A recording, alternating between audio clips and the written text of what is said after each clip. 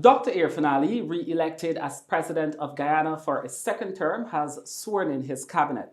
Several ministers who served in the previous cabinet has returned to this cabinet, retaining their old portfolios while others were switched around. We saw some shake-up.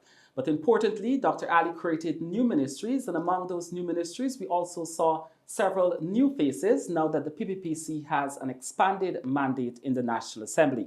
Joining us today is one of those fresh faces, a wild card, as some persons say, but really a surprise pick in the cabinet of Dr. Irfaan Ali, Minister of Labour and Manpower Planning, Keoma Griffith. Welcome, sir. Thank you. Thank you for having me. Good evening. Is that how it unfolded for you as a surprise? Is that how it unfolded for you? I've had the opportunity to work closely with the president, having served in his Youth Advisory Council.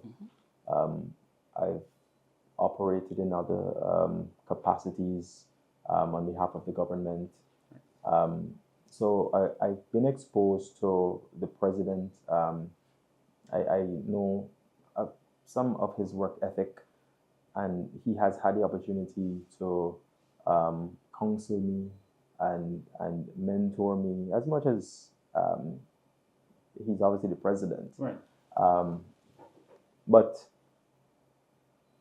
am I still pinching myself a bit? Yeah. Yes, it's still a bit of not a shock element.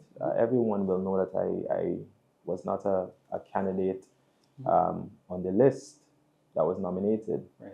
But I'm nonetheless extremely grateful to His Excellency for giving me the opportunity to serve in this capacity. Right. I was going to ask you that because I perused the list and I did not see your name as a candidate. That means you go into the National Assembly as a technocrat minister. That is absolutely correct. Of course, the Constitution provides for at least 4 technocrat ministers to sit in Parliament and be a part of the cabinet. Members of the cabinet, we serve at the pleasure of His Excellency. Right. And so, yeah, I'm happy to take on the challenge. Right. Amazing. So what, is it day 2 in the role, day 3? I don't know how we're counting. But how has the last 2 days been serving in this capacity? And what does all of this mean for your former life as an attorney at law? So I've always considered myself as a servant. I come from a strong legal background in terms of I've represented persons at all levels of our judiciary, including our apex court, the Caribbean Court of Justice. So I've always operated with the mindset that I am serving, right? I've always operated with the mindset that I have deadlines, that there are things I need to fix, I need to find solutions, and I plan to draw on that experience and that level of service that I've had. I will obviously have to take a step back from private practice now that I'm a public servant. Right. But there is much gratitude in serving the public. So I'm happy to serve the public and to make an impact, and to, everything that you would read and say, I'm happy to do all of that. Right. I think what people are most proud of when you look at the comments on social media is that you represent that youth aspect of the cabinet. Are you, in fact, one of the youngest minister in the cabinet? I believe currently I am. Currently you are. I am the youngest in cabinet, but what really this signifies, Kurt, right. It's a commitment that this government has made to the people of Guyana. Right. This government, of course, campaigned and said they are making investments in youth. And so we're seeing here now at the highest level of national service, not only do we have a young president, of course, we have those who are filled with experience, but of course, this is a promise delivered that young people will have a say and will have leadership and leadership opportunities and be exposed to opportunities. Right. So that's exactly what it is. And this government can continue, people can continue to see these kinds of appointments in the coming days. The president is expected to make more appointments, I'm sure. Right. Once there is competence, age shouldn't be a discount for anyone. Amazing. Beyond that promise and the delivery of that promise to see youth inclusion, I'm trying to understand, how do you define yourself in that role?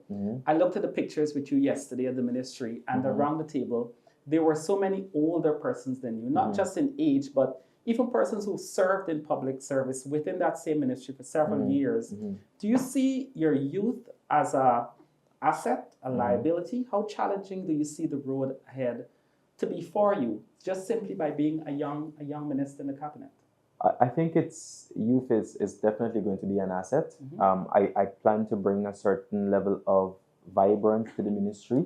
Of course, I'm going to work with all of those who I'm meeting at the ministry, those who have served with great distinction. I'm happy to have the former minister, Mr. Hamilton, as my advisor, and I intend to lean strongly on him. There are a number of my cabinet colleagues who have already spoken to, the bishop being one of them.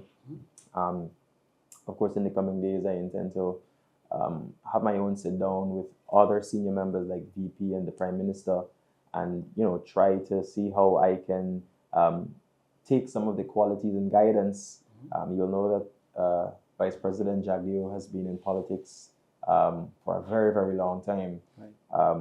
It's just day 2 of my political life. So there's a lot for me to learn, but I like the challenges. Right? I will never shy away from the challenge. And I think once I'm able to maintain that same level of excitement for the work, I think I'll be able to conquer it all. Mr. Griffith, I think all eyes will be on you, particularly to gauge your performance. The president has already said, if you do not perform, if you do not deliver, there will be changes. What assurances can you give the populace, the country at this time, in terms of gauging their expectations for how you will perform in the years ahead? Well, I don't want to toot my own horn, but I've enjoyed a certain level of success in the work that I'm doing. I've entered public life and public service, but I'm bringing a strong track record of competence and the ability to get things done. All of my my former clients they all know what I'm able to do, and so I'm bringing just that track record of hard work.